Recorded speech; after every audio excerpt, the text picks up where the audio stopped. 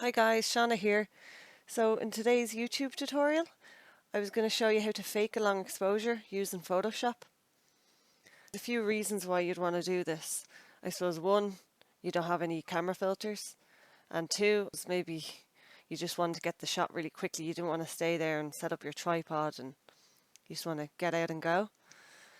So I suppose there's a few different techniques that I'm going to do. I'm going to be using the path blur.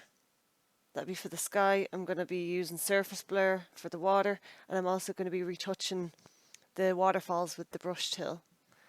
I'll go through the steps now.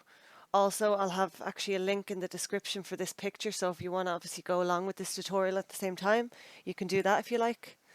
If not, I suppose you can use these kind of techniques anyway with whatever photos you have. It's pretty much the same. Okay, so we'll start off. We have our image open in Photoshop. And first things first, you want to duplicate the image. I always like to do this for safety. You can either click and drag to this plus, or you can go Control J on the keyboard. So what we're going to do is we're going to select the sky first.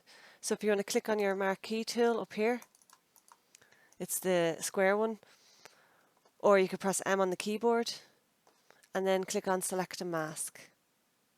And then what we're going to do is select the sky. I'm going to click on the quick selection tool here, and then also put Smart Radius on. That does a pretty good job. We'll just get rid of the sky. If you want to zoom in, you can press Control plus.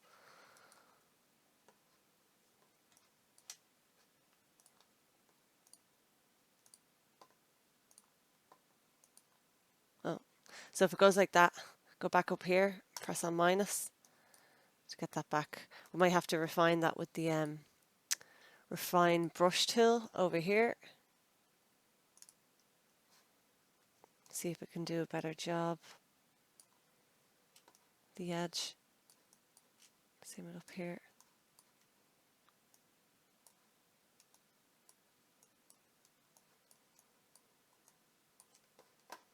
And actually I'll use the regular brush as well, just to get back. Actually make sure I go minus back some areas here. Now you don't have to do this perfect because we can tweak it after with the lasso tool just to do some refinements. But I suppose if you can get it the best you can with this, that would be great.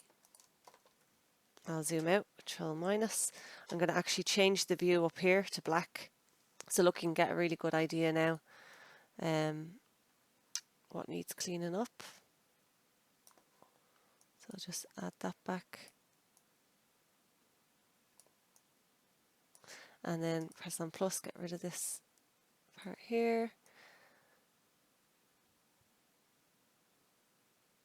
Actually undo, Control Z is to undo.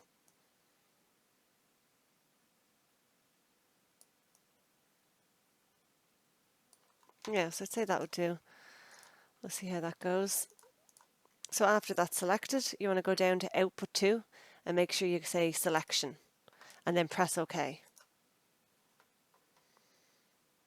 And then to zoom in, because we might do some further refinements, Control plus. And then I'm going to click on here, you know, the lasso tool or L. And I need to add obviously this in. So to do that, if you want to hold down Shift, and you'll see the little plus sign here. And I'm going to keep my finger down on the Shift while I kind of add back that there.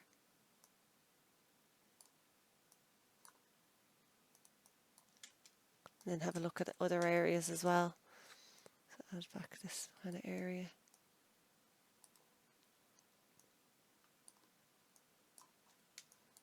Just see if there's any kind of stragglers. Oh wait. Oh, and actually to add it back, to do the opposite, I said hold down Alt until the minus sign shows up. And then if you actually hold down the space bar, you can kind of navigate as well with the hand there.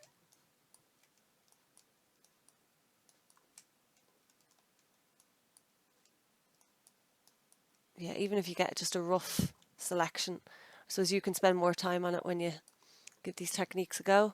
But I suppose for the sake of the tutorial, I'll try to be as quick as I can.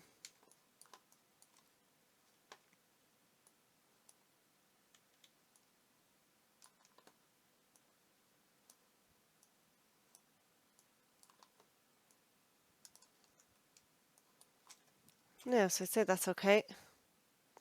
And then you want to actually save that selection. So you want to go up here and go select, save selection, and then where it says name, just name it sky and press OK. And then deselect, Control D, and then I'm going to select the water. So we'll do all our selections now. Oh, there's a dog barking next door.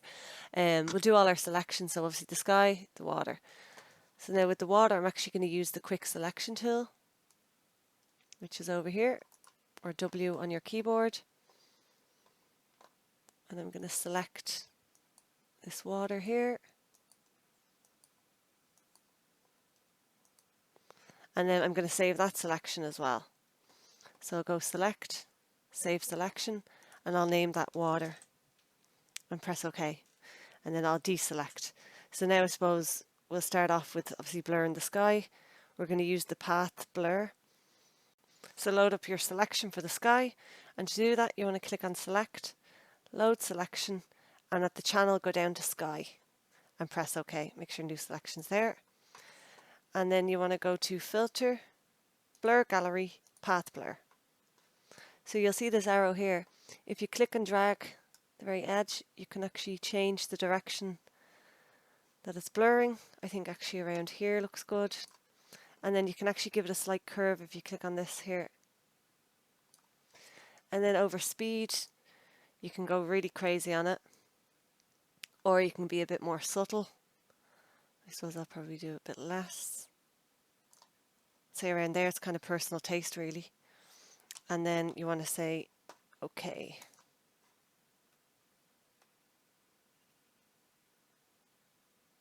And then I'll deselect that. So Control D. And now what I'm going to do is I'm going to actually convert this background copy to a smart object. So I right click, convert to smart object. This will be for when we blur, obviously this water here, we can actually tweak it afterwards. So say if you think, oh, that's actually too much, you can go back and kind of change it after the fact. So now we're going to load the water. So we go select again, load selection, channel, and it's water, and then press OK. And then we'll go to filter. This time we'll just go to blur and then go to surface blur.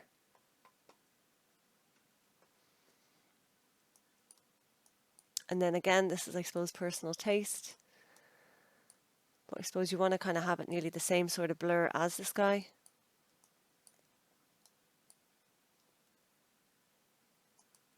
I'd say around there. And then press OK. Now, so one thing you'll actually notice is when you zoom in, Control plus, there's actually some rocks there that was blurred as well. You don't want to do that because if this was a real long exposure, anything that's stationary will stay obviously sharp and anything that's kind of has movement will be blurry. So because we put that as a smart object, we can actually tweak it here. It's added a mask, which you can see it here.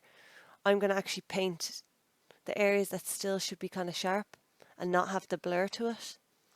So to do that, click on obviously the mask there, and then over here go to your brush tool and then make sure that this is changed to white because we're going to actually no, it has to be black, sorry. We're getting kind of back these stationary details, so we're going to kind of paint them back in. So I suppose we want to zoom right in. I think the edge should have a bit of sharpness. That shouldn't be blurred. The side of this rock.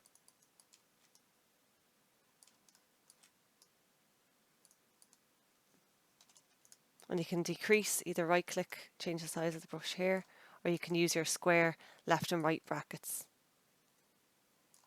And then to undo, Control Z if you make any mistakes.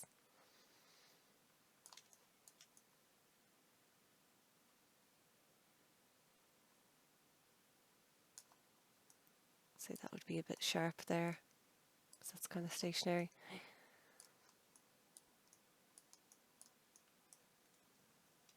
Maybe just the top there of that.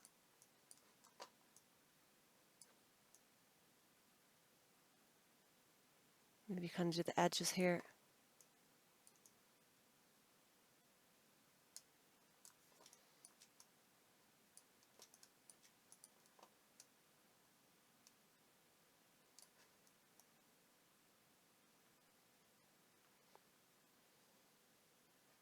Now I'll just zoom out, see how that looks. Yeah, so that actually looks pretty good. So now that we have the water and the sky done, we're nearly actually there.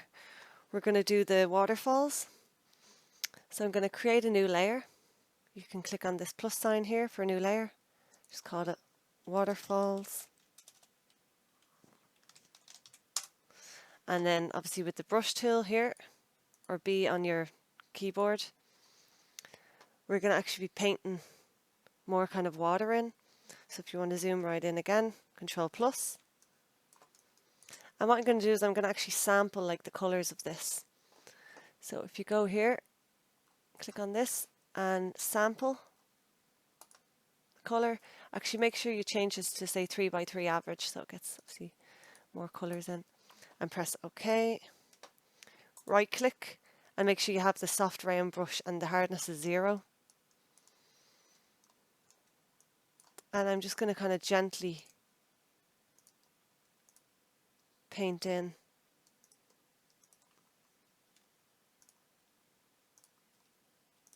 kind of more water.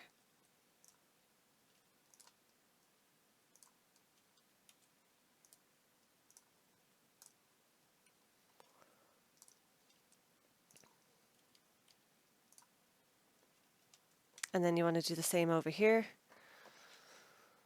So we'll just click on this and we'll sample.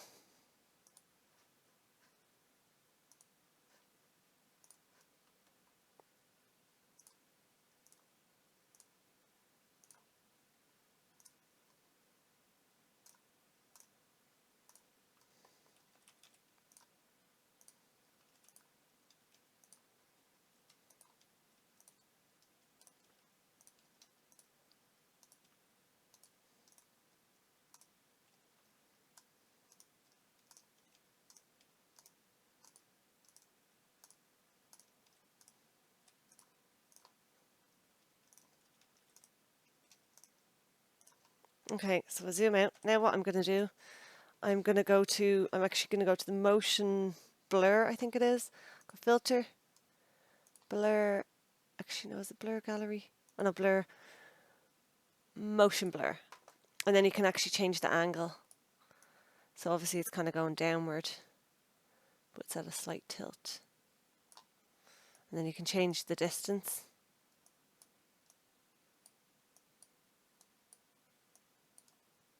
Probably do a good bit there. And then press OK. And then I'm going to change the screen mode, or the blending mode, shall I say, to screen. So just zoom out. Now obviously that looks a bit kind of too OTT, so I'll actually turn down the opacity here of that layer. So it's kind of like subtle, but it does make a bit of a difference. Yeah, so that's it. Actually, I'll show you the before and after. Go into history. That's the before, and that's the after. So yeah, it's completely transformed that image. It's a good alternative if you don't have filters or you're just kind of lazy on location. Again, I have a link in the description for that image, so if you want to obviously go along with this tutorial and try it yourself. Also, if you want to follow me on social, my social media handles are just coming up now. And I hope you enjoyed the video, and please do like and subscribe to the channel to see any more future videos I have.